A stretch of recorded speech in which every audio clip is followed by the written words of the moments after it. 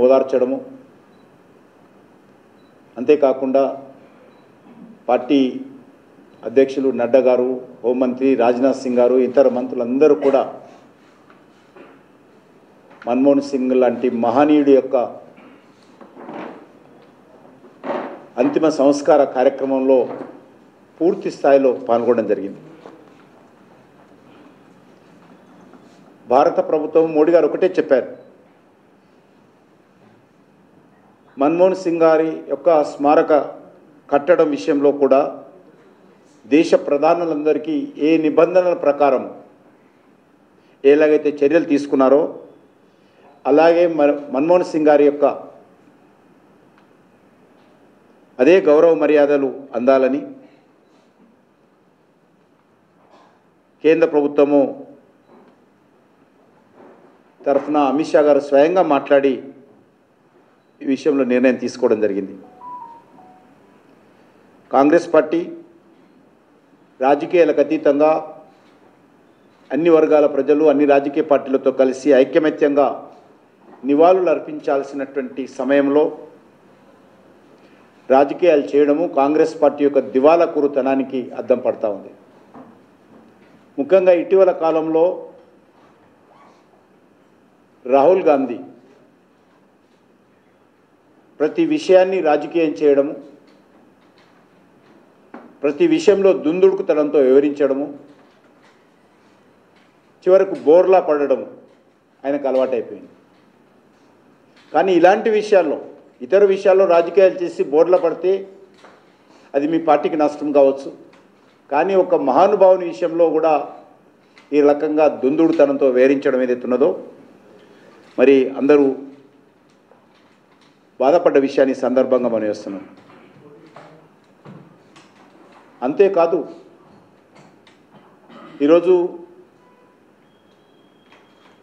నెహ్రూ కుటుంబానికి మొదటి నుంచి కూడా నెహ్రూయేతర కుటుంబాలకు సంబంధించినటువంటి వ్యక్తులు ప్రధానమంత్రులైనా రాష్ట్రపతులైనా వాళ్ళను తీవ్రంగా అవమానించినటువంటి చరిత్ర కాంగ్రెస్ పార్టీదని సందర్భంగా మనం చేస్తున్నాం.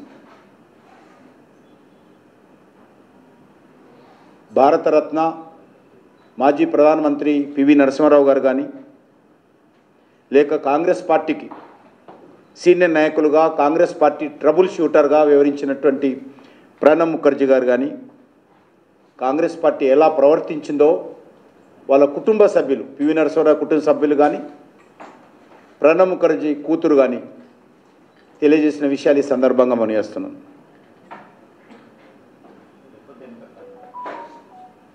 అలాంటి పార్టీ ఈరోజు మన్మోహన్ సింగ్ గారి యొక్క విషయంలో కూడా రాజకీయం చేస్తూ మొసలి కన్నీరు కారుస్తూ ఉంది.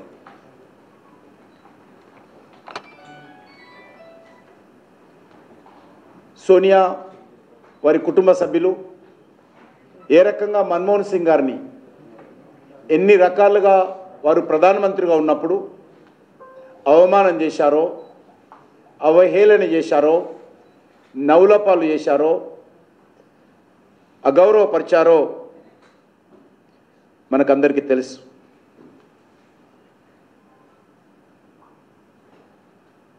మన్మోహన్ సింగ్ గారి అధ్యక్షతన కేంద్ర క్యాబినెట్ ఆమోదించినటువంటి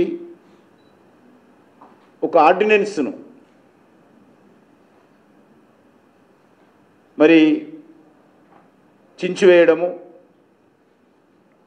అది మీడియా సమక్షంలో బక్వాస్ అంటే వెర్రితనం, ఒక ప్రధానమంత్రిని పట్టుకొని వెర్రితనము బక్వాస్ అని చెప్పి ఆర్డినెన్స్ ఇచ్చేసి నా మహానుభావుడిన ఈరోజు భారతీయ జనతా పార్టీని నరేంద్ర మోడీ గారిని విమర్శించేటువంటి నైతిక హక్కు రాహుల్ గాంధీకి ఉందా అని ప్రశ్నిస్తా ఉన్నాను. ఇప్పుడేమో స్వర్గస్థులైన తర్వాత పెద్ద మనిషి మీద రాజకీయం కోసం దొంగ ప్రేమలు రాహుల్ గాంధీ ఒలకపోస్తూ ఉన్నాడు.